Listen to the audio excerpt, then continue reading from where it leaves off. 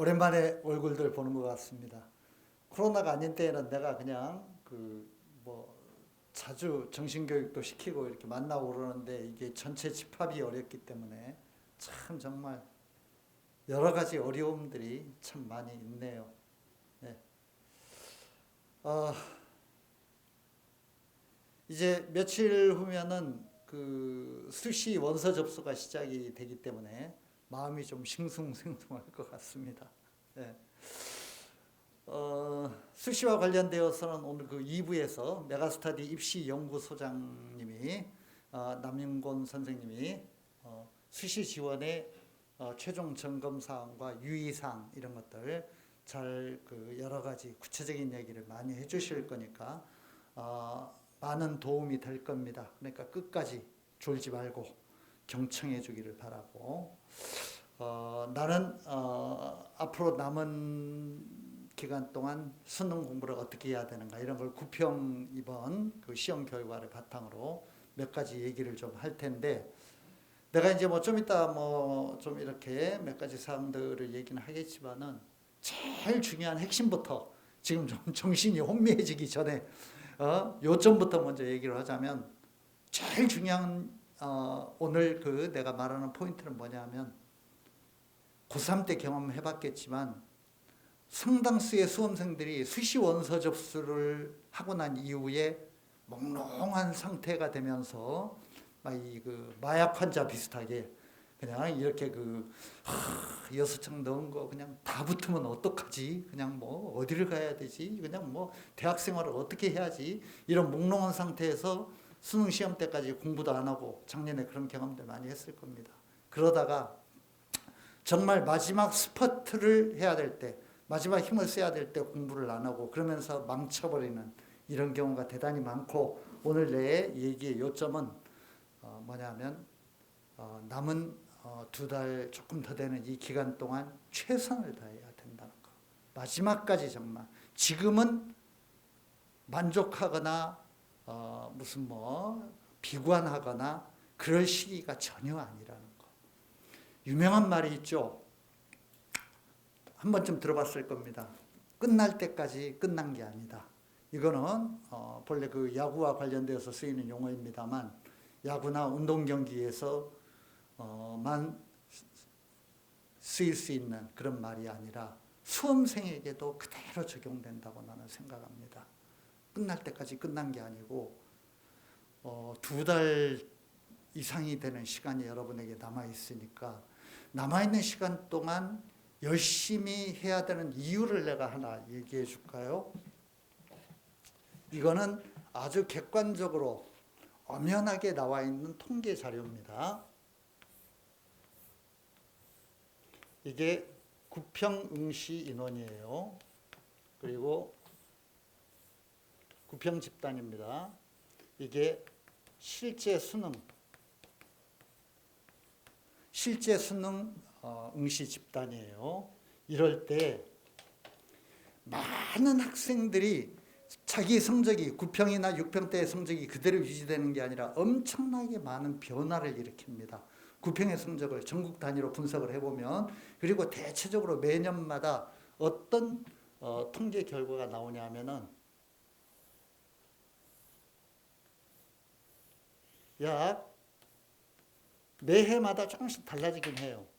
실제 수능으로 가면서 65% 정도의 구평 응시생 중에 65% 정도가 성적이 하락합니다. 이 통계가 보여주는 건 상당히 비관적인 겁니다. 절대 자만하거나 절대 안심하면 안 된다는 거야, 현재. 물론 나머지 35%는 화살표가 좀 가늘죠? 35%는 상승합니다. 35%는 상승을 하는데 이 변화가 이렇게 심하고 이게 이제 상승과 하락의 비율이 동일하지 않은 이유는 구평 응시 집단과 실제 수능 응시 집단이 완전히 동일하면은 상승과 하락이 동일하겠죠. 올라간 만큼 내려가고 뭐 사람은 바뀔 수 있어도 동일할 텐데 잘 알고 있을 겁니다. 이거는 내가 6평 분석에서도 얘기를 했었고 모집단이 달라지죠. 지금 이번에 구평 응시 집단 중에서 매해 한 5만 명에서 6만 명 정도 제일 하위권 실업계 학생이라든가 수능 포기자들 이런 애들이 탈락을 하죠. 빠집니다. 애들이 탈락을 하고 실제 수능에서는 상위 집단이 붙죠. 9편까지 보지 않았던 그런 학생들 몇만 명, 한 5만 명 정도가 항상 반수생이 올라옵니다. 이렇게 밑에 집단이 빠지고 위에 상위 집단이 올라오기 때문에 나는 9평의 수준과 점수를 그대로 유지해도 저절로 등급이 하락하는 거야. 그래서 60몇 프로가 하락하고 35%가 상승을 하는 겁니다. 그러니까 이런 점들을 유의를 한다면은 더욱더 분발해서 그 남은 기간 정말 혼신의 힘을 다해서 노력을 해야 되고, 특히 이 하락을 할 때 65% 하락을 할 때 이 하락의 대부분을 차지하는 것이 재학생들입니다. 그리고 상승의 대부분을 차지하는 게 재수생들입니다. 이 변화에서 재수생들은 수시에 크게 휘둘리지 않고 끝까지 마지막까지 수능에 최선을 다하기 때문에 이 기간에 놀라운 변화, 2달 한 열흘 이런 정도면 놀라운 변화를 만들어낼 수 있습니다. 그런데 재학생들은 멍롱한 상태에서 이것저것 뭔가 그냥 하는 일 없이 되게 바쁘기만 하고 막 정신 사납고 뭔가 그냥 막 어수선하죠. 작년에 고3 때 경험해봤잖아요. 이러면서 그냥 뭔가 일관성 있는 수능 학습을 못하기 때문에 수능을 망치고 이러면서 이제 수시든 정시든 전부 다 그냥 망가져 버리는 거야. 이런 전철을 밟지 않고 마지막까지 최선을 다해야 된다는 거. 이게 가장 중요한 내용이라고 말씀을 드리겠습니다.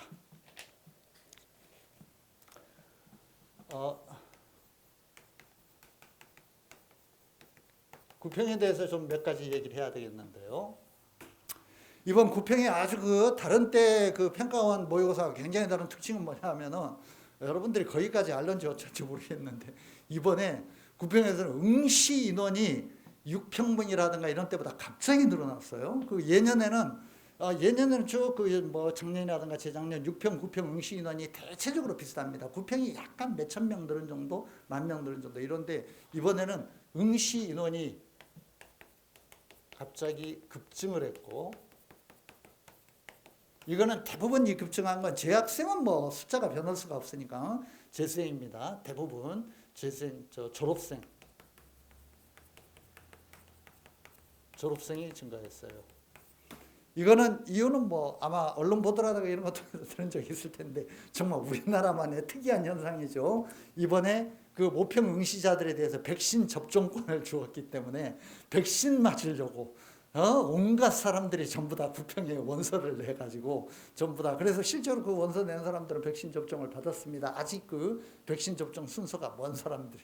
그래서 우리 학원만 하더라도 외부에, 우리 학원 다니지 않는 외부에 이제 평가원에서 지정해준 어떤 그런 몇몇 주요 이렇게 포스트 학원들은 9평 응시자들 원서 접수를 받아서 우리가 응시하게 해주거든요.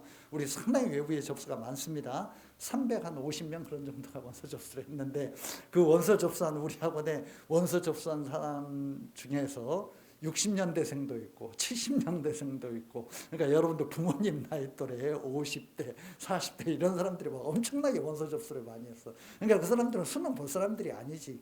우리 상담에서 분석해 봤더니 70년대생은 몇 명 봤다고 그러더라고. 와가지고 수능을 왜 보는지는 모르겠어요. 70년대생이면 40대인 것 같은데 40대인가?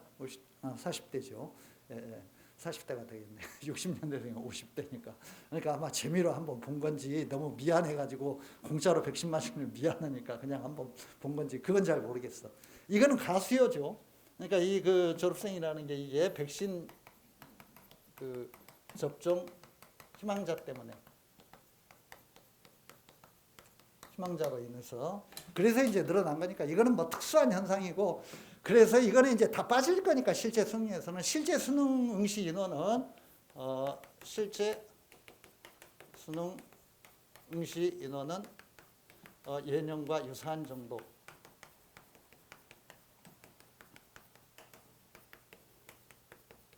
작년보다 지금 고3생의 차이가 크지 않기 때문에 아마 한 작년에 수능 신원이 49만 명 정도 되었던 걸로 기억하고 있는데 그 정도 선에서 48에서 49 정도로 이렇게 형성이 되지 않을까 그렇게 예측들을 하고 있습니다. 약간 10,000명 정도 줄거나 그대로 갈 것이다. 그러니까 이번에 응시 인원이 급증했다는 건 뭐 이거는 큰 의미는 없는 것이고요. 그냥 참고사항으로 알아두도록 하고 이제 출제 경향이 굉장히 중요한 거죠. 구평 분석을 볼 때.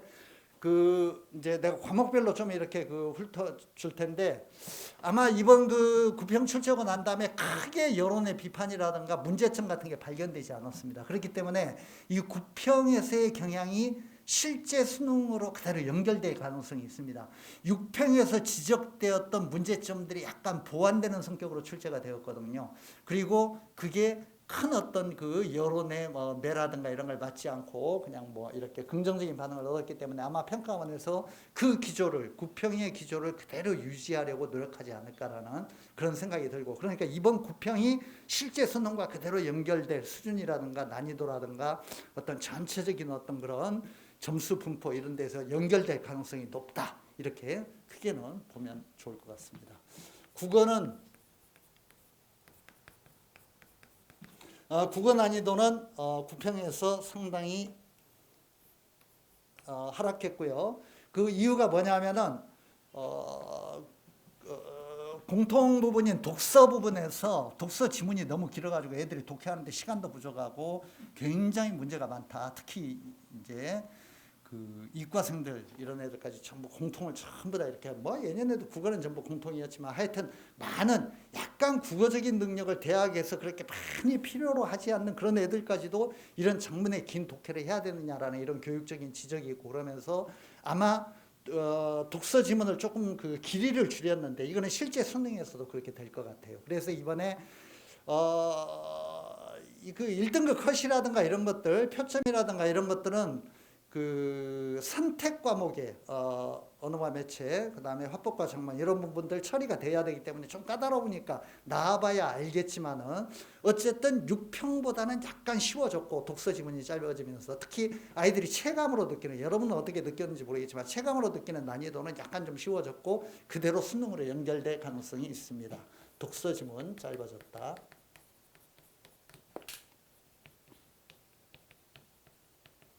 요거는 그렇게 될 것 같아요. 그 다음에 수학은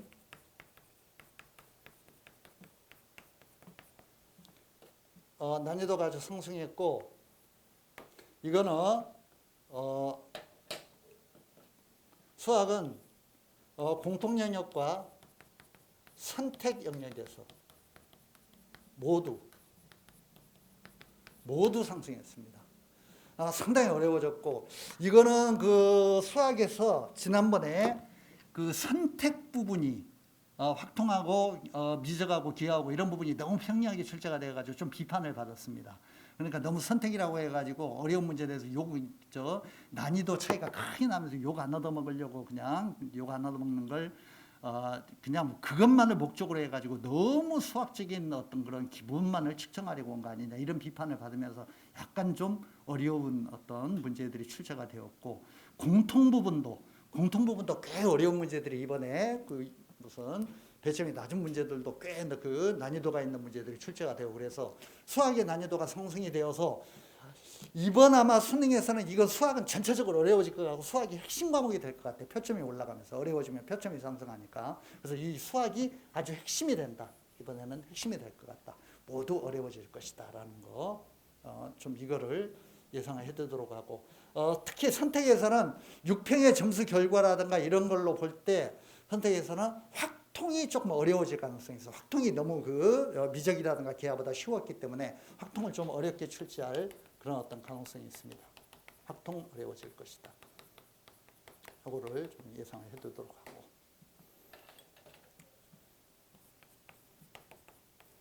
영어는 내가 6평 분석에서 얘기했었는데요.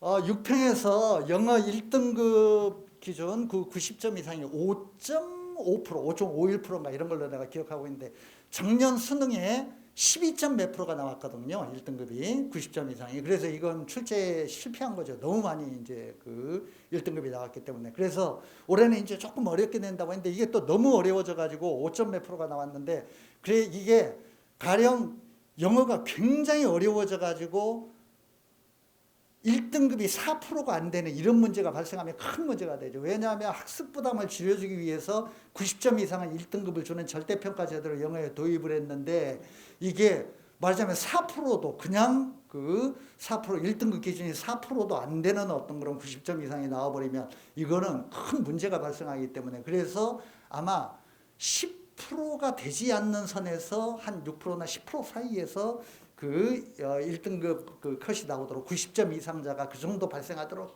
되게 노력은 많이 할 거고 그게 이제 난이도라는 게 아주 쉽게 딱 맞출 수 있는 건 아니지만 어쨌든 평가원의 목표는 그거고 그렇게 출제를 할 겁니다. 이번에 6평에서 5.5% 정도 그 1등급이 나왔는데 아마 그거는 평가원이 볼 때는 조금 위험한 수준이에요. 그래서 그보다는 조금 더 쉽게 출제하려는 어떤 여러분들이 체감으로는 어떻게 느꼈을지 모르겠어.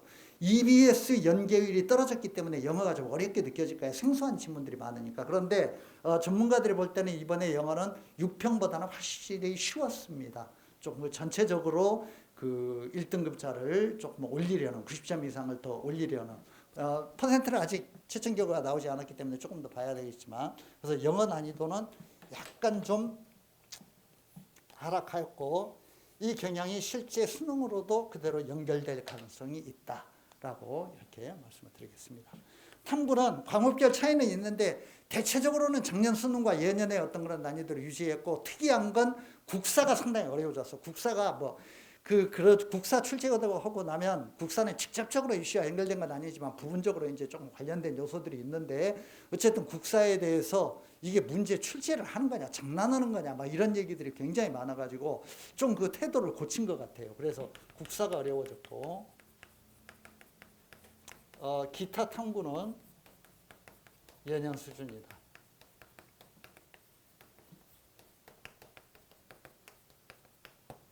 자 그러면 이런 그 구평 결과를 바탕으로 해가지고 내가 말하면서 대충 그 말하는 것 속에 들어가 있죠. 이제 이 구평 분석을 통해서 실제 수능 예측을 간단히 해보겠습니다. 원장님이 실제 수능 예측을 해보면은 여기에 초점을 맞춰가지고 좀 공부해 주기 바랍니다. 국어는 독서 지문이 짧아지면서 좀 쉬워질 것이다. 이때 쉬워진다는 건 6평보다는 쉬워질 거고 9평하고는 뭐 비슷한 수준이 유지가 될 것 같아. 조심해야 될 건 뭐냐 하면은 이거는 확실한데 지금 6평과 9평에서 보았던 것보다 화법과 작문은 조금 어려워질 겁니다. 화작이 굉장히 문제가 쉽고 언어와 매체가 어렵게 느껴지고 실제로 점수도 안 좋았다는 그런 어떤 분석이 있었거든요. 그래서 그거를 시정하려고 할 겁니다. 그래서 화작을 선택한 사람들은 조금 조심을 해야 되고 화작은 선택해서 화작은 어려워진다. 그러니까 좀 난이도 있는 문제들을 화작 공부하는 학생들은 조금 많이 풀어보고 대비를 해야 될 것 같아. 그 다음 언어와 매체는 약간 쉬워질 것이다. 쉬워질 것으로 예상이 됩니다. 수학은 아까 내가 얘기했는데 공통 영역과 선택 영역 모두 어려울 것이다. 이게 예상되는 부분이고요. 그래서 난이도 있는 문제들을 많이 이렇게 훈련을 해야 된다는 그런 생각이 들고 아까도 얘기했지만 다시 한번 올해는 수학에서의 표점이 실제 정시에 가가지고 수시야 뭐 대부분 등급 조건이니까 그렇지만 정시에서는 이게 정시에서는 뭐 0.5점, 1점 차이로 당락이 갈라지고 이런 경우들이 뭐 엄청나게 많기 때문에 내신에 막 그냥 몇 등급 이런 것들을 수학 문제 하나가 전부 커버하고 이런 경우들이 그 정시에서 이제 내신 반영 대학들은 그런 경우도 있고 그러기 때문에 이 수학이 특히 올해는 관건이 될 가능성이 대단히 높다. 공통과 선택 영역 모두 어려울 것이다. 이런 예측을 하고 공부를 해야 되고 영어는 6평을 기준으로는 다소 쉬워지겠지만 아까 원장 선생님이 얘기했듯이 이게 EBS 연계율이 떨어지기 때문에 EBS에서 보지 못했던 지문들이라든가 이런 것들이 많이 나오기 때문에 연계율 저하로 체감 난이도는 상승할 것이다.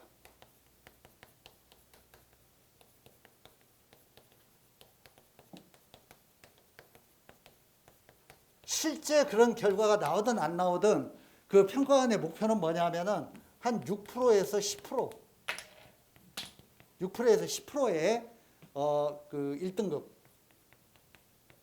90점 이상이 나오도록 출제한 나오도록 원만하게 출제될 것입니다.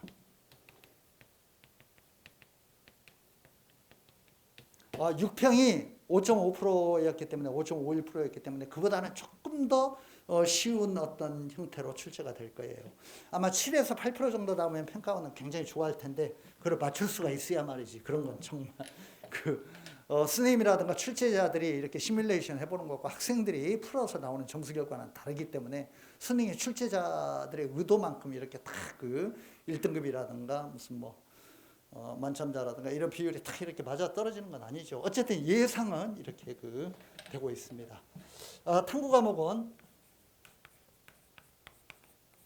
국사는 국사와 관련된 특수한 어떤 그런 그 지원을 할 사람들은 좀 유념을 해둬야 되고 일부 대학에서 이제 그 조건부로 활용을 하고 있기 때문에 국사는 어려워진다. 기타 탐구 과목은 예년 수준으로 출제될 것이다.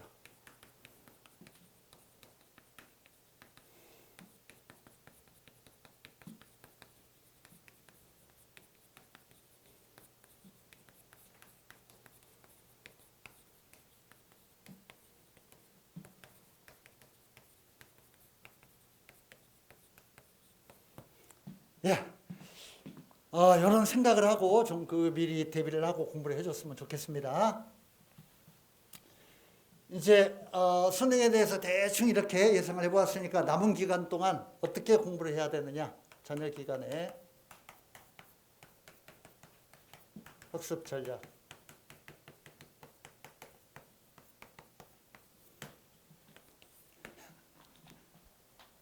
원장 선생님이 특별한 무슨 비법이라든가 요령 그냥 이런 걸 좀 알려줬으면 좋겠는데 맨날 뻔한 얘기만 하지요. 사실 진리라는 게 평범해서 그런 겁니다.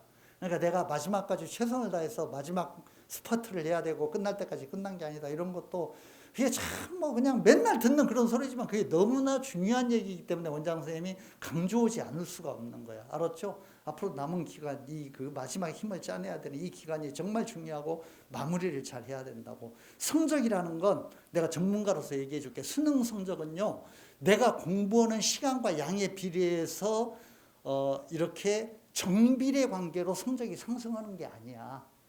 무슨 말이냐면 어떤 과목이든지 다 똑같아. 내가 한 달 공부해서 성적이 이만큼 상승하고 2달 공부해서 이만큼 상승하고 3달 공부해서 이만큼 상승하고 4달 공부해서 이렇게 상승하고 이런 게 아니야. 이러면 얼마나 좋겠어. 내가 공부하는 만큼 결과가 금방금방 나타나니까. 근데 이게 막혀있던 어떤 이해의 부분이라든가 도저히 안 되던 어떤 그런 부분이 공부를 하는 와중에 내가 암기하고 있던 것들이 이해로 연결이 되거나 내가 답답했던 어떤 부분들이 딱 해결이 되거나 내 인식의 어떤 부분이 확장이 되거나 학습 능력이 어떤 부분에서 갑자기 이렇게 탁 터지면서 갑자기 변화가 나타나고 그게 성적이 반영이 되는 거라고. 그래서 성적이라는 건 학습, 이게 시간이 되면서 시간이 가면서 점수가 이렇게 시간, 점수 그럴 때 시간이 가면서 이렇게 상승하는 게 아니라 성적이라는 건 항상 계단식으로 상승을 해. 무슨 말이냐면 어느 때까지 변화가 없어. 알았지? 그러다 갑자기 이렇게 탁 올라가는 거야. 변화가 없어. 그러다 이렇게 탁 올라가는 거야. 항상 성적이라는 건 이런 식으로 올라가는 거야. 꾸준히 이렇게 올라가는 게 아니라. 그러니까 내가 9평까지도 이게 이렇게 성적의 변화가 없다가 실제 수능에서 이렇게 탁 차고 올라가는 애들이 우리 학원에서 공부한 재생이라든가 그런 애들 중에 굉장히 많다고. 그러니까 우리 학원에서 정말 놀라운 성적 결과를 나타낸 재수생들이 정말 많은데 그런 애들이요 6평, 9평 꾸준히 성적이 상승하고 이런 애들도 있을 수는 있겠지. 근데 분석을 해보면은 별 변화가 없이 이런 어떤 패턴을 보이다가 실제 수능해가지고 탁 이렇게 치고 올라가는 애들 굉장히 많이 있다. 그게 그 수능 어떤 시점에 가가지고 터지는 거야. 그 이해라든가 수능에 대한 어떤 적응 능력이라든가 이런 것들이 내가 장악할 수 있는 수준까지 내가 도달을 하는 거라고. 그러면서 성적의 변화가 착 이렇게 나타나는 거야. 알았죠? 그러니까 그거를 믿음을 가지고 끝까지 이렇게 밀어붙여야 된다는 거. 그런 어떤 얘기를 해주고 싶고, 내가 이제 진리라는 게 평범하다는 그런 얘기를 하다가 그 얘기가 나왔는데, 지금 또 평범한 얘기 하나 해야 되겠어. 자녀 기간에 대단한 학습 전략을 내가 얘기하는 게 아니라 너무 평범한 얘기이기 때문에 여러분이 짜증이 날 수도 있어. 그런데 이런 게 사실은 중요한 거라고. 자, 먼저 내가 뭘 쓸 거냐면, 급할수록 시간은 얼마 남지 않고 마음은 초조하고 성적은 올리고 싶죠. 이럴 때일수록 어떻게 해야 되냐면 기본에 충실해야 돼. 급할수록. 알았지? 이런 내가 주는 조언을 절대 잊지 마라. 기본에 충실해야 돼.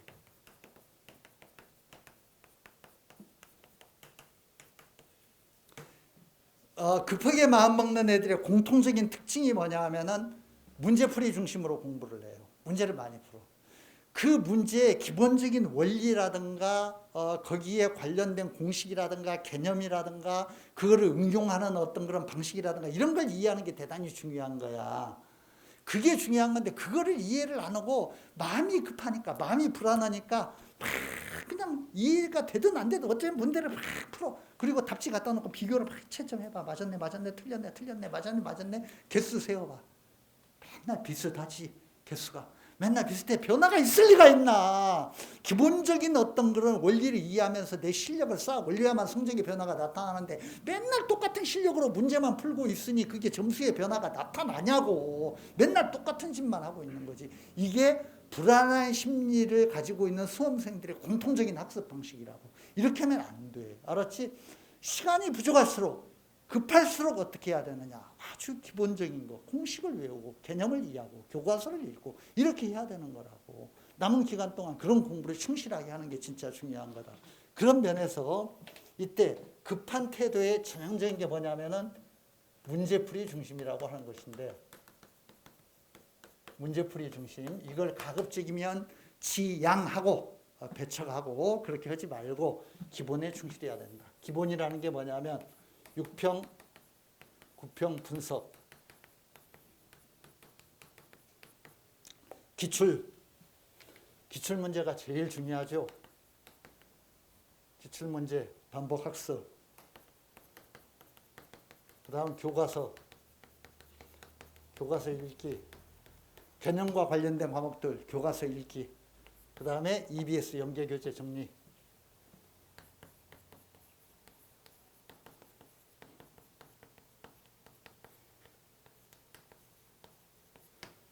이런 걸 끈질기게 해야 된다는 거. 참고로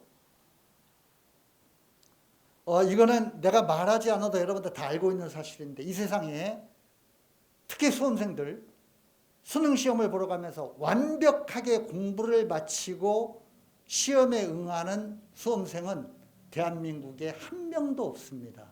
여러분들 이런 상상을 해봐요. 수능에서 원점수로 만점을 받거나 수능에서 수석하는 애들은 아주 시험 보기 전에 막 자신감에 넘치고 나는 무슨 문제 나와도 상관없어. 내 능력으로 뭐 수능이라는 거 그냥 누워서 떡 먹기야. 가서 그냥 대충 뭐 체크만 하면 다 만점 나와.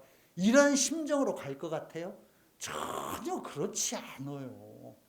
수능에서 수석을 하고 만점을 맞는 애들도 정말 불안하고, 내가 뭘 좀 더 했었어야 되는데, 뭘 좀 더 봤었어야 되는데, 뭘 못했는데, 뭐가 불안한데, 내가 어느 부분이 취약한데, 늘 이런 생각을 가지고 수험장에 가는 거예요. 무슨 말이냐 하면 어떤 사람도 완벽한 대비를 하고 난 다음에 시험에 대비하는 건 불가능하다는 거예요.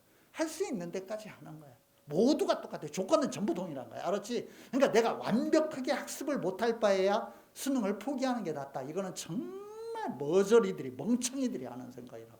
할 수 있는 데까지 하고 시험장에 가는 거야. 알았죠? 어떻게 그 많은 학습의 콘텐츠를 완벽하게 익힐 수가 있어? 그건 어떤 사람도, 어떤 능력을 가진 사람도 불가능한 거예요. 그거는. 알았죠? 그렇기 때문에 할 수 있는 데까지 최선을 다해야 되고, 그게 남은 기간에 여러분이 할 일이다. 두 번째, 이제 시간이 두 달 열흘 정도 남았으니까 전략적으로 이제 공부를 해야 돼. 그냥 무식하게 할 게 아니라 지금까지보다는 조금 더 요령을 발휘하면서 전략적으로 학습 시간을 배분해야 된다.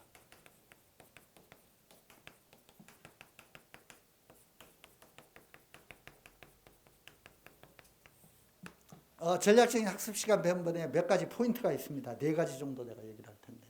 먼저 말할 필요도 없이 수시에서 최저학력 조건과 관련된 거. 3등급 2개, 2등급 2개, 합의 5. 이거는 진짜 중요한 거죠. 수시에서 내가 먼저 걸치기 위해서는 이 조건을 통과를 해야만 몇십 대 1의 경쟁률을 몇 대 1로 줄일 수 있고 내가 수시에서 될 가능성이 높아지는 거야. 그러니까 최저학력 조건 관련 과목.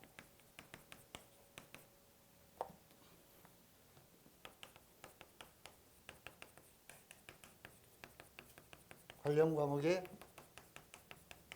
학습 시간을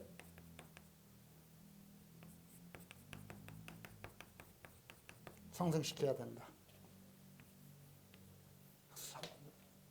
최저학력 조건 관련 과목 학습 시간을 올려야 된다.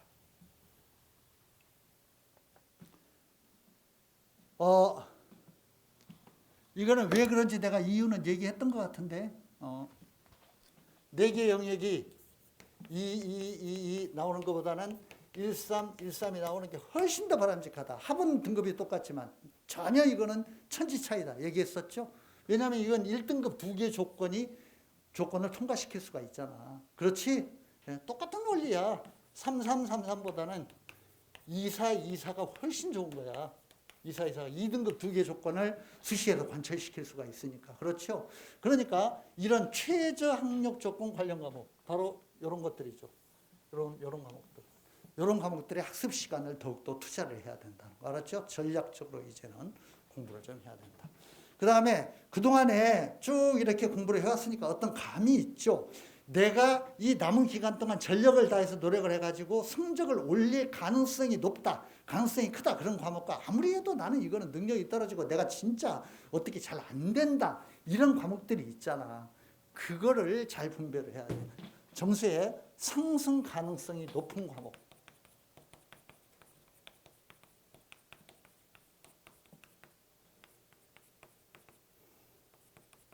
높은 과목에 학습 시간을 올려야 된다.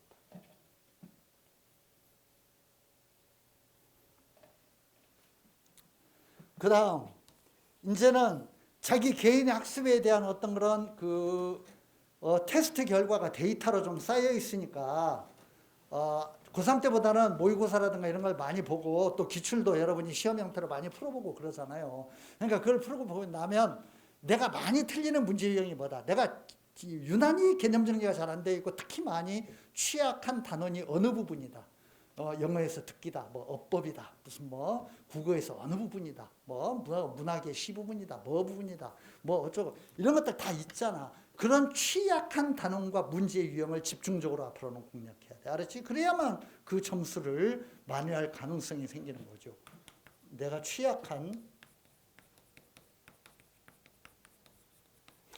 내가 과목이라고 쓰지 않았습니다. 취약한 과목에 매달려서 시간 다 빼앗기고 점수는 실제 잘 올리지도 못하고 이렇게 내가 능력이 잘 맞지 않는 과목에 너무 많은 시간을 투자하면 안 돼. 알았지? 그러니까 상승할 가능성이 높은 과목의 취약단원. 내가 좀 뭔가 할 수 있다. 그동안에 많이 여기서 점수를 잃었지만 이 부분만 극복하고 나면은 변화가 생길 것 같다라고 하는 취약한 단원과 문제 유형. 이런 것들의 학습 시간을 올려야 된다.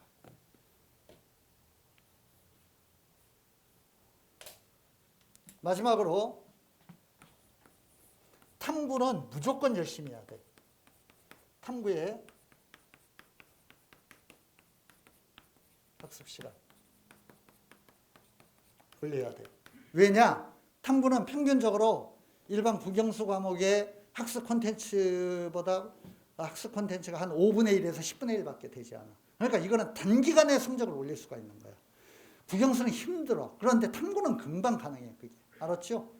몇 달 동안 탐구 집중적으로 공부해가지고 그냥 4, 5등급 수준에서 1등급으로 올리는 애도 굉장히 많아. 그러니까 탐구는 다른 어떤 과목보다도 집중해서 수시 조건이라든가 이런 걸 통과시키기 위해서 집중을 해야 될 과목이야. 탐구 과목의 학습 시간을 올려야 된다. 이런 포인트로 전략적인 어떤 건 학습을 해줄 거를 부탁을 합니다. 남은 기간 동안 해야 될 일들 내가 몇 가지 정리를 해주고 있는데, 세 번째 2번까지 썼네요. 앞으로 남은 기간 동안 이제 주로 또 해야 되는 게 뭐냐 하면, 내 얘기가 졸리나 보다. 벌써 졸고 있는 사람들이 있다. 저녁 먹고 좀 졸리나? 문제풀이 하면서 기출문제도 좋고 예상문제도 좋고 문제풀이 및 시간 배분 훈련. 지금까지는 기초를 위해서 공부를 했다면 시험이 다가올수록 이제는 실전 훈련을 해야 됩니다. 무슨 말이냐면, 잘 알고 있잖아.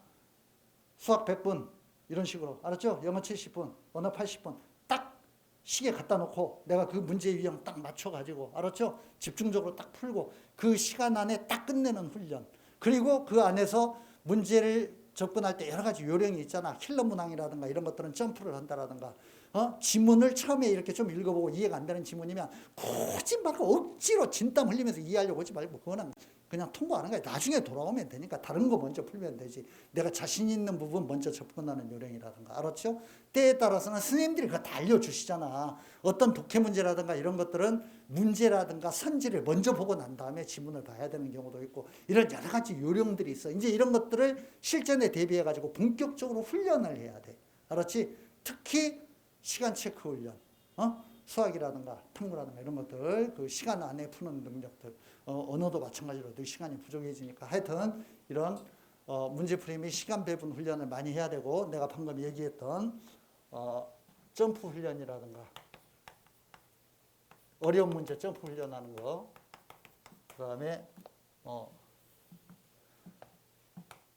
문제 및 선지, 무조건 먼저 읽으라는 게 아니야. 어떤 패턴에 따라서 그게 그런 어떤 지문이 있죠. 문제 및 선지 먼저 읽기라든가 상황에 따라서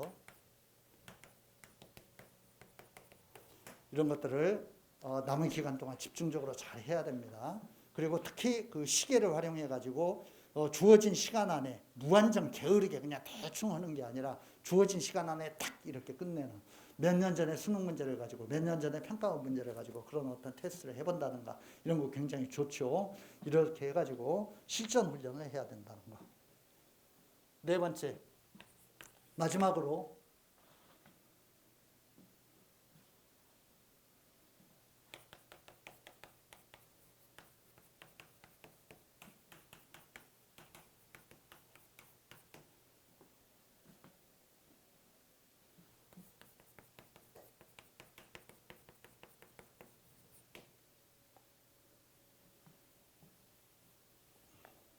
학원을 다니는 사람들은 대체적으로 학원의 어떤 그런 그 일과표에 바이오리듬이 맞춰져 있으니까 나는 크게 걱정하지 않는데, 지금 이 설명에 이 그 원장 선생님이 강연하는 건 홈피에 탑재가 되면서 재학생들, 고3생들이라든가 다른 수험생들도 이렇게 이 동영상을 시청을 하기 때문에 많은 수험생들은 반드시 수능이 다가올수록 바이오리듬을 맞춰야 됩니다. 시험장에 8시 10분까지 도착해야 되고 8시 40분에 시험이 시작되고 그러니까 일찍 일어나야죠. 아침에 일찍 일어나가지고 뭔가 가볍게 몸을 좀 이렇게 풀고 체조하고 이러면서 심호흡하고 이렇게 생리적인 리듬을 시험에 어떻게 맞춰가야 돼, 자꾸.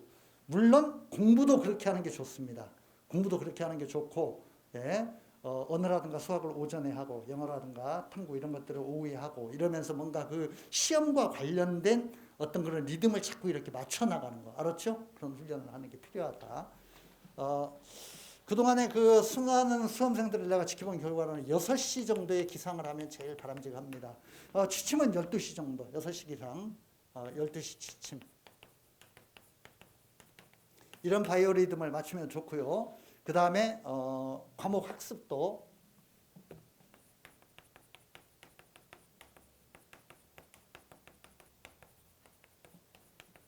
수능 시험 순서에 맞추어서 휴일이라든가 이런 때 공부할 때 오전에는 언어하고 수학하고 이런 식으로, 영어 듣기는 밥 먹고 점심 먹고 난 다음에 약간 졸리는 시간에 해보고 이런 식으로 수능 시험 순서에 맞추어서.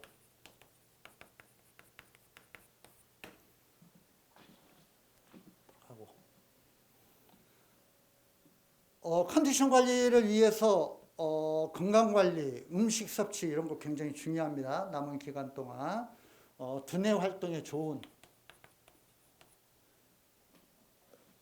부모님들, 일부 부모님들 중에는 영양 섭취를 많이 하는 게 도움이 된다. 이렇게 생각하시는 부모님들이 좀 있는데 칼로리를 많이 섭취하는 게 좋은 게 아니죠. 두뇌 활동에 좋은 것들을 섭취해야 됩니다. 두뇌 활동에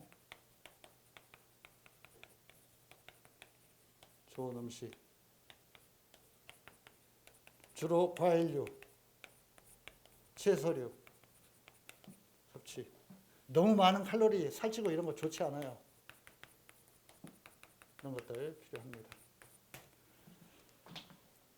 남은 기간 동안 이런 관리를 좀 잘 해가지고 진짜로